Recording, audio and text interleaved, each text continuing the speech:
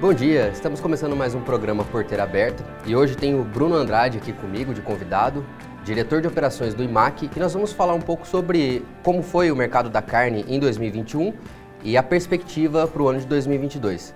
Primeiro, Bruno, queria agradecer a sua presença, a disponibilidade de ter vindo conversar com a gente aqui. Eu queria começar com você explicando o que é o IMAC, como surgiu, quais as funções do IMAC, como ele ajuda o setor. Muito bom dia, seja muito bem-vindo. Obrigado pelo convite, bom dia. O IMAC é o Instituto Mato Grossense da Carne. Ele foi fundado em 2016 e ele tem como objetivo principal fazer a promoção da carne bovina produzida aqui no estado de Mato Grosso, fora das fronteiras do estado, né, no mercado interno e no mercado externo.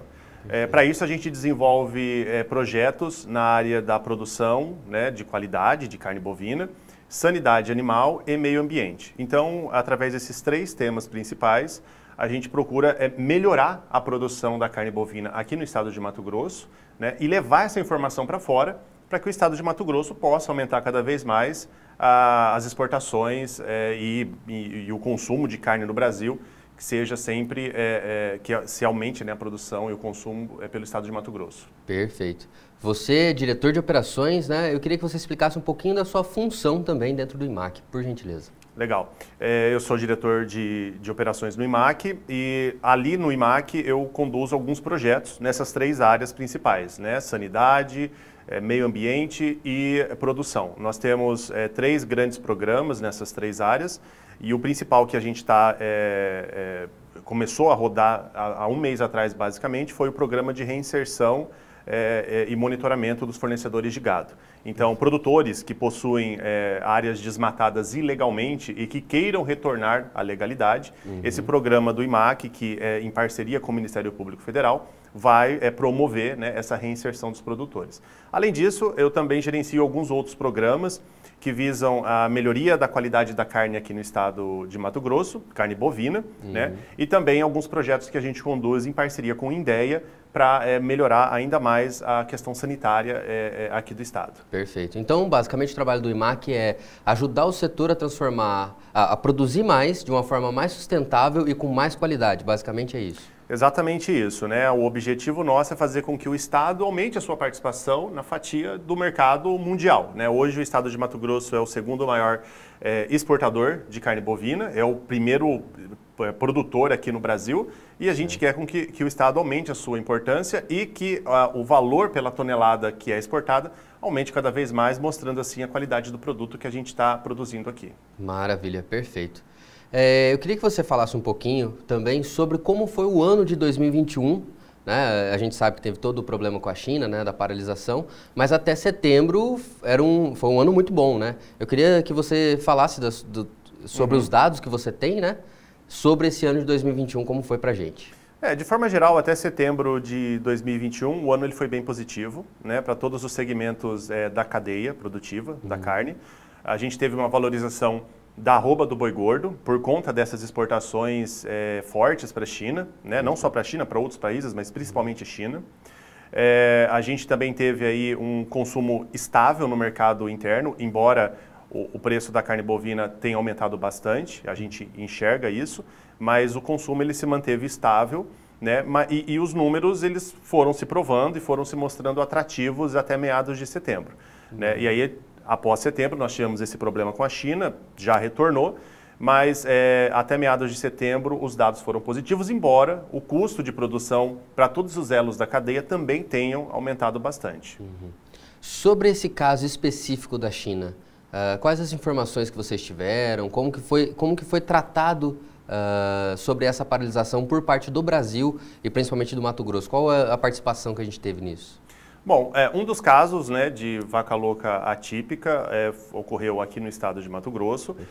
Lembrando que é um caso atípico, é um caso que acomete animais velhos, não tem qualquer relação com a ingestão de alimento e esse animal não entrou na cadeia de processamento da carne. Certo. Então é importante deixar isso muito bem claro, então não existiu em nenhum momento risco para a saúde humana. Todos os protocolos foram cumpridos em termos de comunicação, tanto ao Ministério da Agricultura quanto à OIE, né, que é o organismo internacional responsável por esse tipo de controle.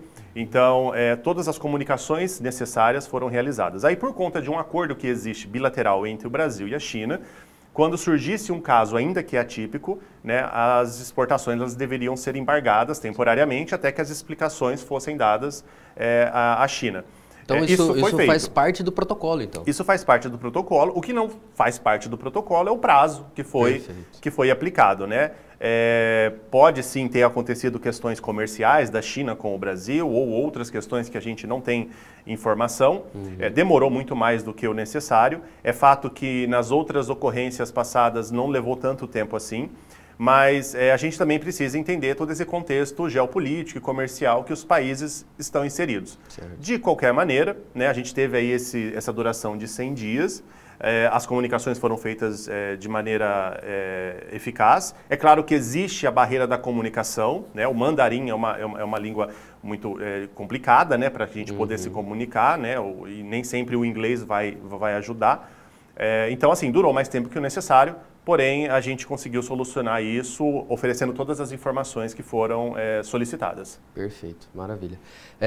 Os impactos dessa paralisação, você tem dados de quanto de carne ficou paralisada em porto? Se essa carne foi destinada a outros países que não tinham essa paralisação, o que foi feito desse material que já estava nos portos, né? Sim, em relação aos meses de outubro e novembro, né, basicamente foram os 2 meses que nós não exportamos para a China, a nossa estimativa é que o Brasil, né, deixou de faturar, considerando os dados de setembro, agosto e julho, né, os dados dos meses próximos, antes do embargo, a nossa estimativa é que o Brasil deixou de arrecadar em torno de 700 milhões de dólares. Tá? Perfeito. E no caso de Mato Grosso, ao redor de 117 milhões de dólares nesse período de outubro e novembro. É claro que as indústrias elas foram autorizadas a fazer a estocagem dessa carne, né, que seria destinada à China por conta de uma autorização que o Ministério da Agricultura fez. Esse produto ficou estocado em pátios das unidades frigoríficas ou então foi destinado a 2 mercados, o mercado externo, outros países, ou então parte deles acabaram sendo destinados ao mercado interno, né? Brasil como um todo. O que a gente sabe é que boa parte desses produtos ficaram estocados, né, nos pátios das indústrias frigoríficas e tão logo dia 15 de dezembro, né, que saiu o comunicado do Ministério da Agricultura, foi permitido a certificação e exportação novamente. Esses produtos foram recertificados ou com um certificado válido, começaram a ser encaminhados à China, né? Então, foi dessa forma que a indústria se comportou, né, nesse período. E pelo lado do produtor, né, também houve alguma dificuldade, porque você tem pecuaristas que estavam realizando o confinamento, né? E aí, já com um acordo com a indústria frigorífica, ele não tem muito o que fazer com aquele gado que está no coxo. Certo. Ele precisa retirar esse animal, né, enviar esse animal para abate. Então, muitas vezes, ele pode ter, sim, perdido o mercado ou faturado menos por conta dessa questão da China. Nesse meio tempo da paralisação, o Brasil buscou aumentar a sua exportação para outros países também.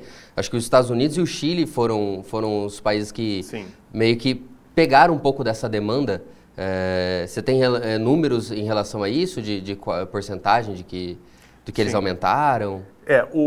Os países para quem a gente acabou vendendo um pouco mais por conta dessa questão da China, foi a Rússia, né? Os Estados Unidos e o Chile. Então, os Estados Unidos, esse ano, para o Brasil, ele vai encerrar como o segundo maior destino, né? Embora proporcionalmente a China seja bem menos, né? A China levou 50%, um pouco mais de 50%, e os Estados Unidos 10% da produção, destinada à exportação, ainda assim é um mercado bem relevante, né? O Chile sempre foi um mercado relevante, né? O Irã também, nesse período, acabou fazendo mais aquisições de produtos, né? Em especial aqui do estado de Mato Grosso. Então, em certa medida, foi possível você deslocar parte dessa produção, desse processamento de carne, para outros mercados, né? Mas isso não aconteceu com todos, né? Teve indústrias frigoríficas que reservaram mais desse produto nos seus pátios, outras destinaram ao mercado interno e outras, inclusive, saíram do mercado, né? Pararam reduziram a sua capacidade de produção por conta de serem muito China dependentes, né? E aí, no caso, eles não tinham muitas opções para onde destinar essas carnes. Então agora a gente, mesmo voltando às exportações chinesas, nós precisamos buscar um outro meio, outros parceiros para que a gente não fique tão dependente da China. Você concorda com essa visão? Concordo plenamente. O que acontece é o seguinte, a gente tem, no caso do estado de Mato Grosso, são mais de 74 destinos, 75 destinos para onde vai a nossa carne. Desses 75 destinos, a gente tem 10 que concentram 83% de toda a compra de carne aqui do estado de Mato Grosso. No caso do Brasil é muito parecido também. Os 10 principais compram 83%, correspondem a 83% do nosso faturamento. Então, assim, é necessário a gente abrir novos mercados, enviar produtos diferentes para esses mercados que já estão abertos, para que a gente consiga pulverizar, né, essa nossa exportação, né? Então, durante o ano de 2021, a gente foi muito China dependente. Mais de 50% da nossa exportação teve como destino esse país asiático, né, que é um excelente mercado, vai continuar sendo um excelente mercado em 2022, mas muito provavelmente não virá no mesmo ritmo, né, na mesma fome que veio em 2021. Então, sim, é necessário a gente ampliar esses mercados e, no caso de Mato Grosso especificamente, fazer com que o nosso produto seja bem distribuído pelo território nacional também. Perfeito. A China também tem dado foco à sua produção de suínos no país, né, a sua produção interna de suínos. A carne bovina se torna um concorrente também dessa produção lá, então eu acredito que eles também deem uma segurada, eu acho que vai de acordo com o que você está falando. Bom, mas o Mato Grosso tem números positivos, apesar da paralisação, apesar de ter sofrido com a paralisação chinesa, o Mato Grosso fecha o ano com números positivos, é isso mesmo? Muito provavelmente o Mato Grosso fecha sim com números positivos, porque o que a gente observou? Até meados de setembro, a China ela comprou muita carne nossa, né? E em especial, julho, agosto e setembro, ela comprou mais do que normalmente compraria mensalmente, né? Então, de certa maneira, né, esse volume acabou compensando em partes aquilo que não foi comprado em outubro e novembro. Okay. Então, com base nisso e com base no que as indústrias fizeram em outubro e novembro para destinar a carne para outros mercados, a nossa estimativa é que esse ano o estado de Mato Grosso feche com um faturamento de 1,74 milhão de dólares, sendo que em 2020 foi 1,68. Então, é um crescimento pequeno, 3,5%, 4%, mas ainda assim é um número muito bom que mostra a nossa capacidade produtiva, a nossa capacidade de capilaridade do produto para fora do país. E isso é legal, é bacana, porque a gente está movimentando o mercado, está gerando empregos, e isso é legal porque acaba mostrando o potencial que a gente tem aqui de produção e sustentabilidade. Maravilha, perfeito. Para o ano de 2022, então fechamos aí 2021, um ano com vários obstáculos, mas a gente acredita que tenha conseguido superar. Para o ano de 2022, quais as perspectivas que o IMAC consegue ter, olhando tendo com base esse ano de 2021, alguns obstáculos? As previsões tanto de soja quanto milho vêm crescendo, vêm mostrando um lado positivo. A carne acompanha essas outras commodities? Acompanha, sim. O que a gente está observando é o seguinte, né? Em relação, você tem dois cenários, o mercado externo e o mercado interno. Perfeito. Em relação ao mercado externo, né, que é mais simples de se falar, nós esperamos que as exportações continuem num ritmo interessante, né? É possível que a gente amplie mercado para alguns países que ainda não compram o nosso produto. Então, esperamos que em 2022 as exportações sejam ok. Mercado interno, né? Em relação à pressão de custos, tanto ao produtor quanto à indústria frigorífica, a gente espera uma estabilidade nessa pressão de custos. A gente não está falando em redução de custo, mas uma estabilidade nesses patamares elevados. Ao consumidor, a mesma coisa. A gente não espera uma queda no preço da carne bovina, mas uma estabilização nos preços. Né? Existe aí uma questão nacional, que são as eleições, né? Que a gente vai ter no ano que vem, que pode impactar um pouco na distribuição de recursos, a gente tem o Auxílio Brasil, enfim, então isso pode, de alguma maneira, suavizar, né, todo esse problema que a gente tem passado em relação aos valores da carne bovina. Mas, e de forma geral, 2022 a gente enxerga como um ano mais positivo, né, do que 2021. Tá? E em relação à inflação, efeitos disso na produção, no processamento de carne e até mesmo no consumo. Então, é um ano que a gente tem expectativa que seja melhor, né? E existe sim a possibilidade, e a gente tem acompanhado os dados do INDEA, de uma oferta um pouco maior de animais de todas as categorias, seja para produtores, seja para a indústria, para a produção de carne, e aí, como consequência disso, uma maior oferta de animais, maior oferta de carne, e aí por isso que a gente trabalha com esse cenário de estabilização dos preços, ainda em patamares elevados, mas uma estabilização. Perfeito. Além das eleições, vocês preveem algum outro problema que a gente possa enfrentar no mercado da carne? Alguma outra situação que a gente tenha que se preparar para isso? Talvez o produtor na fazenda? Olha, assim, o que a gente sempre observa, né, em relação à produção é a questão dos custos, né? Então a gente tem alguns insumos que a gente fica muito dependente do mercado externo, né? Então fertilizantes no caso, isso pode impactar o custo de produção dos produtores que estão aí fazendo adubação de pastagens e tudo mais. Em relação ao consumo, existe sim um cenário, né, que é projetado pelos economistas de piora da inflação, e aí isso pode deteriorar muito, né, o poder de consumo das famílias, e isso vai se refletir no consumo da carne bovina, porque é um produto que, em geral, ele é mais caro do que as outras proteínas animais, e aí existe uma concorrência muito grande, né, um desvio muito grande. Quando o preço da carne bovina ele se aumenta, as famílias de renda mais baixa, elas tendem a migrar para carne de frango, para o consumo de ovo, que cresceu bastante esse ano.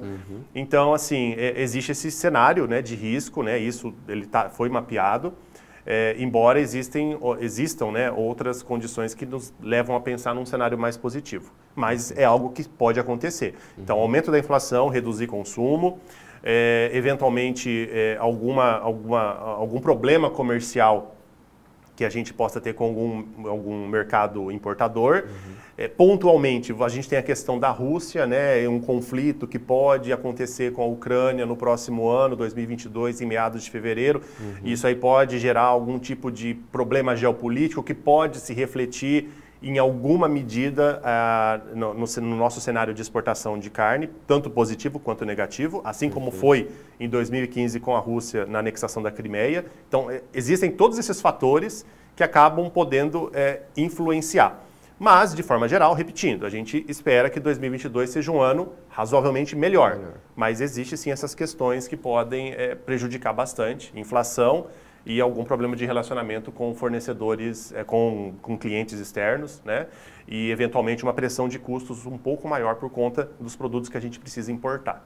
Bruno, e o que o IMAC vai fazer em 2022 para abrir mais essas fronteiras, né, para a carne de Mato Grosso? Legal. A gente tem um programa chamado Observatório da Carne de Mato Grosso. É uma plataforma com várias informações produtivas sobre processamento da carne, comércio, exportação, consumo, e algumas informações técnicas também. E essa plataforma ela vai ser a nossa principal fonte de informações sobre o que está acontecendo na cadeia produtiva da carne aqui no estado de Mato Grosso. Por meio dessa plataforma, a gente vai conseguir propor ao Estado políticas públicas e propor à iniciativa privada situações e estratégias para melhor posicionamento no Brasil e fora do Brasil, né? Participação em feiras, aumentar exportações. Então, essa nossa plataforma, ela já consegue nos dar, na verdade, algumas informações bem importantes sobre onde se posicionar melhor em 2022, em quais países, quais são os países mais atrativos ou menos atrativos, né? Quais são os produtos que a gente deve exportar para o mercado A, B ou C. Então, essa plataforma é um produto que a gente criou, né, em parceria com a Fiente. A gente já recebeu esse produto pronto da Fiente e agora a gente está trabalhando em algumas informações para começar já no início de 2022 oferecer esse conteúdo para quem tiver interesse, pesquisadores, empresários e pecuaristas, para um melhor posicionamento frente a tudo isso que a gente conversou, né? Todas essas questões que podem impactar o ano de 2022 e, eventualmente, a rentabilidade tanto do produtor quanto da indústria, quanto também formulação de políticas públicas pelo Estado. O IMAC, então, mostrando o tabuleiro do jogo do mercado da carne. Exatamente. A gente pode imaginar o Observatório da Carne como um grande painel de um Airbus. Aí você tem várias informações ali, né, vários comandos, e aí, dependendo do que você observa no mercado, você tem que apertar um botão específico, receber uma informação, trabalhar com essa informação. Então, basicamente, esse é a história do Observatório da Carne, e a gente está oferecendo isso, né, para a sociedade, para a comunidade que trabalha com carne bovina, com pecuária de corte, porque a gente acha importante e é com isso que a gente vai conseguir valorizar cada vez mais o produto interno, tanto no cenário nacional quanto em outros países. Então, eu gostaria que vocês voltassem aqui quando for lançado a plataforma, tá certo? Para a gente poder noticiar aqui. Claro, a gente traz aqui, faz uma demonstração e vocês vão ver que é bem interessante. Maravilha. Para quem quer acompanhar o IMAC, como faz? Entra em redes sociais, o site, quais os meios de contato vocês Sim, possuem? o IMAC tem o site, né? imac.agr.br. Mídias sociais todas, né? Facebook, Instagram, Twitter, LinkedIn. Então é só digitar IMAC em qualquer uma dessas mídias sociais que vai aparecer lá o nosso endereço, a nossa logo bonitinha, e vocês vão poder acompanhar todas as informações que a gente publica, todas as nossas postagens, fotos, participações em eventos, né? E relatórios semanais que a gente produz e envia para a sociedade.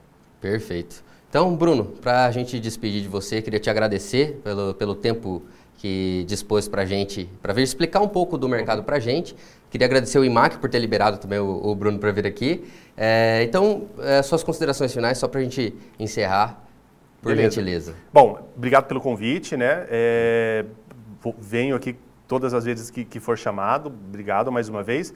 E assim, 2022 tende a ser um ano conturbado em relação a tudo que vai acontecer e que pode acontecer, mas o recado final para o pecuarista, no caso, manter o seu planejamento, trabalhar com compras antecipadas, vendas antecipadas o máximo possível, né? A indústria frigorífica ampliar seus mercados para que consiga colocar carne em diferentes destinos, né? E de diferente qualidade. Né? Só dessa maneira, né, trabalhando com planejamento e com essa variabilidade, nessas variações aí do mercado, a gente vai conseguir aí um sucesso igual ou superior ao que muitos conseguiram em 2021. Maravilha. Bruno, mais uma vez, muito obrigado pela presença. Queria agradecer ao IMAC mais uma vez. E o programa vai ficando por aqui. Eu espero vocês no próximo sábado, no próximo programa Porteira Aberta.